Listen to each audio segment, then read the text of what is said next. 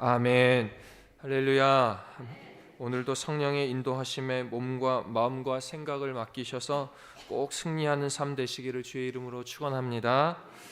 오늘은 사도행전 10장 1절에서 48절 말씀을 통해 하나님은 외모를 보지 아니하시고 라는 제목으로 말씀을 전하겠습니다. 예루살렘의 교회는 박해를 받았고 스데반 집사님은 죽임을 당했지만 그로 인해 흩어진 성도들은 이방 지역 곳곳에 다니며 복음을 전했습니다. 빌립 집사님을 통해 마술사 시몬에게 성령이 어떤 것인가 그 가치를 깨닫게 했고 에디오피아 내무장관에게는 세례를 주었습니다. 초대교회의 위대한 복음 전도자로 준비되어지고 있는 사울은 드라마틱한 회심 사건을 통해 복음 전도자 하나님의 도구가 되고 있었습니다. 이 모든 일은 하나님의 계획하심 속에 복음의 확장으로 진행되고 있었다는 겁니다. 이 믿음의 과정들 속에 박해로 인한 어려움도 있었고 고통도 있었지만 하나님의 위로하심이 있었기에 이 모든 일은 하나님이 주관하고 계시다, 하나님이 함께 역사하고 계시다라는 확신 속에 믿음의 견고해짐이 있었습니다. 그 위로하심은 다른 것이 아니라 하나님의 영이 있다는 것을 체험하는 것, 즉 성령 충만이었습니다. 필요할 때마다 주님의 직접적인 일하심이 있었다는 겁니다. 7장 55절을 보면 스데반은 죽음의 순간에 성령 충만하여 그 돌을 던지는 자들을 위해 기도했습니다.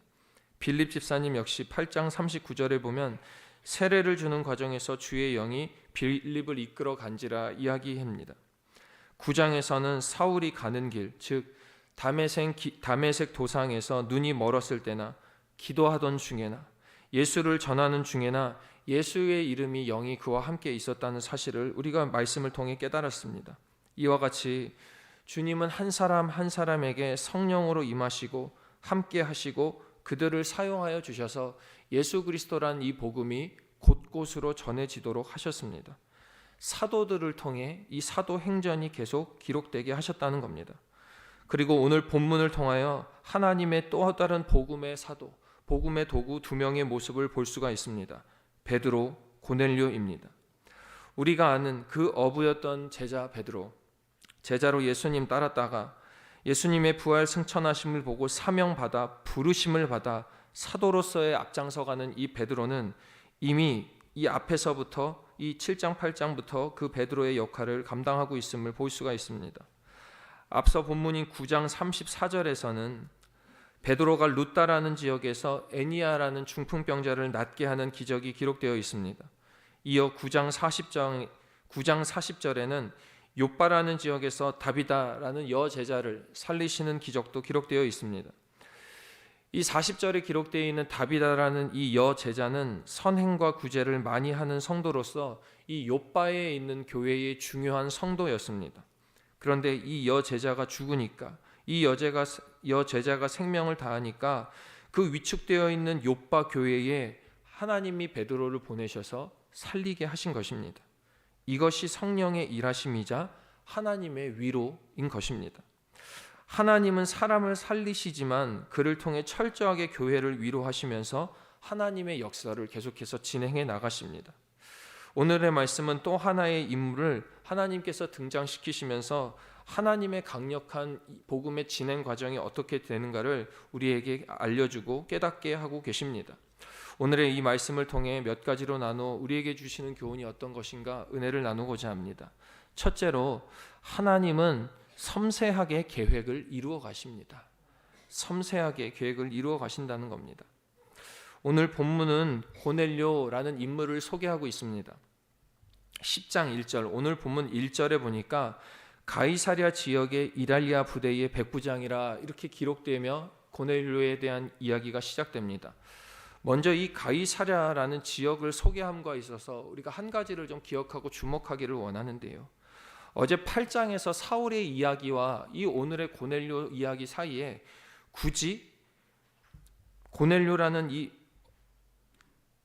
오늘 본문은 고넬료라는 백부장의 군인 이야기를 하는데 이 중간에 굳이 베드로의 기적 사건을 기록하며 들어가 있습니다.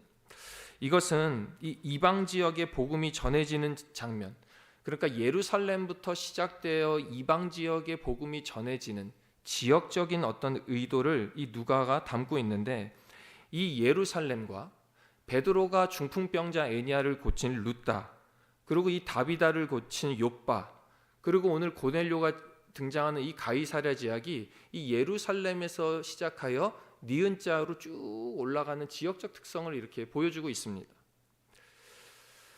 즉 하나님께서 이 길을 따라 곳곳에 있는 하나님의 사람들을 부르시고 고치시고 성령으로 위로하시면서 그 교회가 단순한 사람의 역사가 아닌 하나님 성령의 역사로 하나님께서 진행하고 계시다는 것을 가르쳐주기 위해 차곡차곡 믿음의 여정을 말씀을 통해 우리에게 알려주고 계신 것입니다. 이 주의 섭리가 차곡차곡 진행되어져 있는 이 모습을 말씀 가운데 깨달으시고 섬세하고 놀라운 주의 계획을 오늘 깨닫게 되시기를 바랍니다. 그리고 고넬료가 주관하고 있다는 이 이달리아 부대, 이탈리아 출신의 귀족 아들들로만 구성된 이 부대가 이 이달리아 부대인데, 한 번도 외국에 나가본 적이 없는 로마에만 주둔하는 부대입니다. 큰 전쟁을 하는 부대가 아닌데, 이는 로마 황제가 당시 이 가이사랴 총독을 감시하기 위해서 보낸 특수부대가 이 이달리아 부대입니다. 로마 황제의 신임을 얻고 있고 엘리트들로만 구성된 부대가 이 이달리아 부대인데, 그러니까 로마 황제가 가장 총애하는 부대인데, 그런데 이 부대의 총애하는 부대의 대장이 누구냐? 바로 고넬료라는 겁니다. 오늘 2절입니다. 근데 이 고넬료가 어떤 사람이냐? 그가 경건하여 온 집안과 더불어 하나님을 경외하며 백성을 많이 구제하고 하나님께 항상 기도하더니. 자, 쉽게 말해 로마의 백부장, 그것도 엘리트 훈련과 교육을 받은 이 백부장 군인은 하나님을 믿을 수 없는 환경인 사람인 것입니다. 엘리트 로마 사람이고, 이 로마 사람의 신은 하나님이 아니라 로마 황제입니다. 그런데 오늘 이 말씀을 볼 때 고넬료는 어떠한 연유에선지는 모르지만 하나님을 경외하고 믿고 있는 사람이었다는 겁니다. 그런데 이 고넬료가 하나님을 경외하는 뿐만이 아니라, 본인뿐만이 아니라 가족도 하나님을 믿고 있다는 것이며, 더 나아가 많은 사람들을 구제하며 선한 영향력을 끼치고 있다, 오늘 말씀은 이야기하고 있습니다. 이런 고넬료를 누구를 만나게 하셨냐? 베드로를 만나게 하셨습니다. 하나님을 온전하게 믿고 잘 살아가고 있는 이 고넬료를 베드로를 만나게 하셔서 사명자 사도로 부르게 하신 모습이 오늘 이 장면인 겁니다. 그리고 이 베드로와 고넬료의 만남을 천사가 주관하는데, 이 주관하는 장면 앞에 전제되는 장면이 무엇이 있느냐? 4절입니다. 4절. 고넬료가 주목하여 보고 두려워 이르되 주여 무슨 일이니까? 천사가 이르되 내 기도와 구제가 하나님 앞에 상달되어 기억하신 바 되었으니, 이렇게 이야기되어 있습니다. 내 기도와 구제가 하나님 앞에 기억되었다는 겁니다. 로마의 군인으로서 그의 신앙생활은 아마도 은밀하게 행해졌을 겁니다. 어디 가서 드러내지도 못하고, 하나님이 살아계시다는 걸 알고는 있는데 어디다 가서 얘기하지도 못하고, 마음 가운데에 조용히 은밀하게 많은 사람들 돕고 있을 이 고넬료의 이 마음을 천사가 나타나 고넬료에게 이야기하는 겁니다. 너의 기도를 하나님이 기억하고 계시다. 이 로마의 백부장의 믿음, 아무도 알아주지 않고 아무도 알아주면 안 되는 믿음이지만 하나님은 기억하셨고 알고 계셨고, 그리고 그 믿음을 로마 백부장 혼자 또는 그 가족 또는 그 주위만 알기를 원하신 것이 아니라 확장되기를 원하셔서 그 로마 백부장 고넬료를 사용하셔서 이 사도행전의 한 페이지를 장식하는 믿음의 사도로 부르는 장면이 오늘의 이 말씀인 것입니다. 가이사랴 지역으로 이어지는 이 베드로의 기적을 차곡차곡 베푸시는 믿음의 여정과, 이 가이사랴를 지키는 로마 특수부대, 이탈리아 특수부대 백부장 고넬료를 지명하여 부르신 하나님의 이 섬세한 계획은 그의 기도를 기억하셨고 구제하셨고, 그 삶에서 끝나는 것이 아니라 사용하여 주셔서 그 순종을 통해 하나님의 역사를 확장시켜 나가는 것이 바로 이 복음의 확장성인 것입니다. 바라기는 하나님은 이 한 사람의 순종과 기도를 사용하여 주셔서 이 주님의 복음을 넓혀 가신다는 사실을 꼭 기억하시기를 바랍니다. 이 주님의 섬세한 인도함의 사실을 믿으시고 체험하심으로 우리의 삶도, 여러분의 가정의 삶도 이러한 간증으로 채워나가시기를 주의 이름으로 축원합니다. 둘째로, 복음은 이방인들에게도 전해집니다.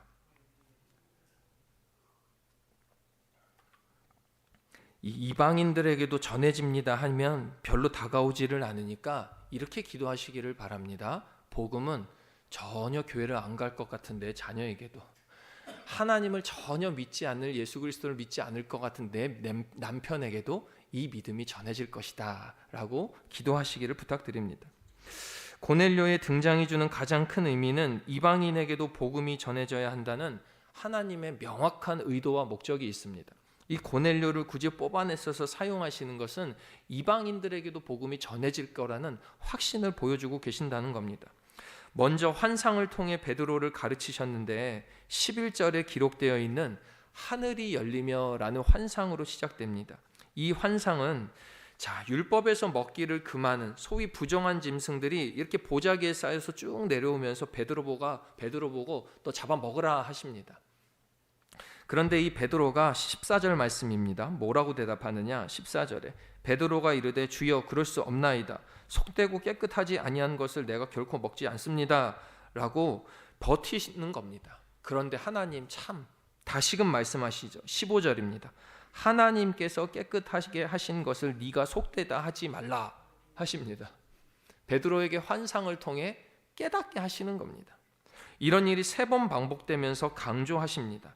조금 아리송한 베드로, 17절에 이러한 베드로의 모습을 의아해한 베드로라고 표현합니다. 조금 더 말씀을 보면서 왜 하나님이 이렇게 하셨을까 이유를 찾아봅니다. 19절에 보면 베드로는 이 환상에 대해서 무엇인가, 하나님의 의도가 무엇인가 생각하고 있을 때 베드로는 고넬료가 보낸 사람들과 함께 가이사랴로 가게 됩니다. 동일한 환상을 보게 하시고 그리고 그곳으로 가서 모여있는 고넬료가 모여있는 그 사람들을 보면서 깨닫게 되는 겁니다. 거기엔 이방인들이 모여있으면서 무릎을 탁 치며 하나님이 나에게 이 환상을 보여주신 이유가 여기에 있구나 하며 고백하는 것이 28절입니다.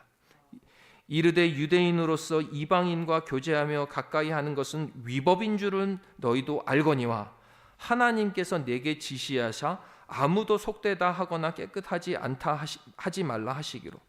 당시 유대인과 이방인이 만나는 것은 위법이었다 성경은 이야기합니다. 그러나 하나님께서 지시하심을 통해, 하나님께서 인도하심을 통해 베드로에게도 임하시고 고넬료에게도 동일하게 임하신 이 증거를 통해 이방인과 유대인 사이에 놓여져 있던 벽을 하나님께서 철저하게 깨고 계신 것입니다.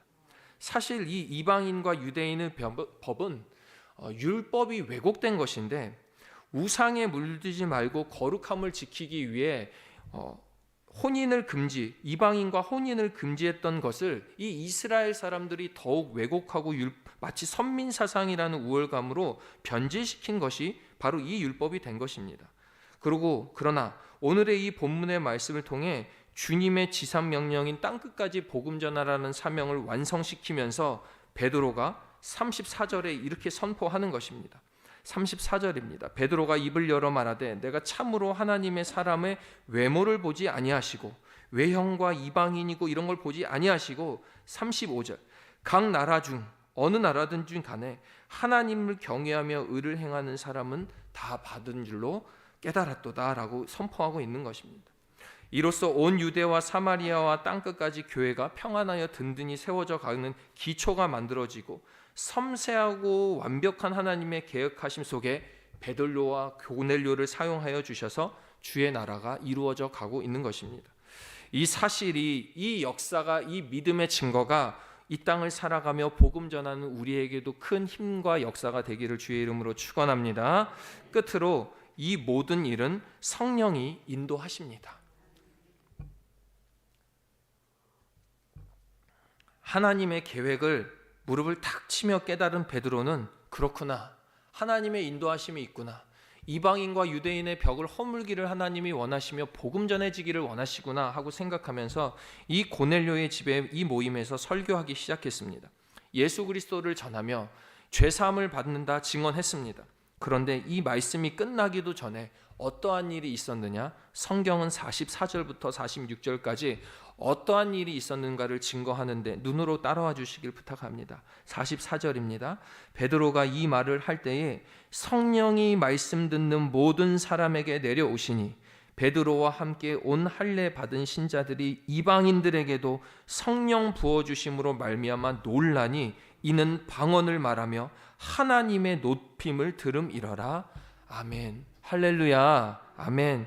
이 44절에서 46절의 내용을 보면 예루살렘 마가의 다락방에 있었던 그 오순절 성령 강림 사건과 동일한 모습처럼 보입니다. 즉 오늘 이 사건은 단순한 한 개인에게 있었던 감동이나 그냥 은혜 수준의 회심 수준의 사건이 아니라 이방인들도 하나님 앞에 죄사함을 얻고 구원을 받아들였을 때에 성령을 체험하게 될 뿐만 아니라 하나님이 동일한 은혜를 부어주셔서 그들 역시 율법의 할례가 아니라 믿음으로 구원을 받게 된다는 역사가 오늘 말씀 가운데에 기록되어져 있으며 증명하고 있다는 것입니다.